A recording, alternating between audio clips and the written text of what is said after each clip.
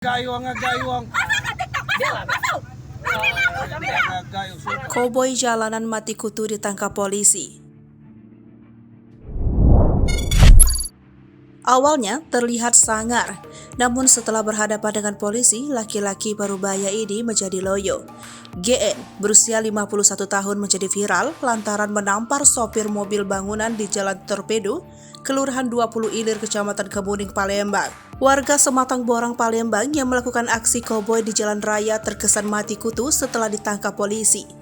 Ia hanya bisa tertunduk lesu saat diperiksa oleh petugas di Polsek Kemuning, Palembang, Rabu 2 November 2022. GN ditangkap setelah videonya viral di media sosial.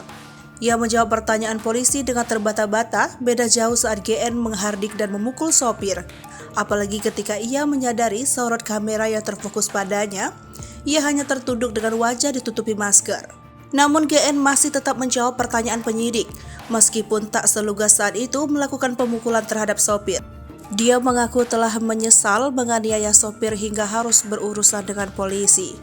GN mengaku perbuatannya menampar sopir tersebut karena tersinggung dengan kata-kata yang dilontarkan sopir. Apalagi kata-kata kasar itu dilontarkan terhadap istri GN. Mendengar cerita istrinya bahwa korban berkata kasar, lantas GN dan istrinya langsung keluar dari mobil dan menghampiri korban.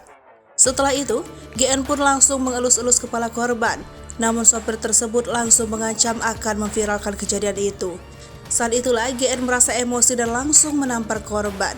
Sementara itu, Kapolsek Kemuning AKP Siska Agustina mengatakan, kasus ini masih menunggu visum sebelum naik ke tingkat penyidikan. Pelaku dikenakan pasal 352 tentang penganiayaan ringan. Untuk diketahui, pelaku menyerahkan diri usai melakukan perjalanan ke Bali setelah video pemukulan dirinya viral di media sosial.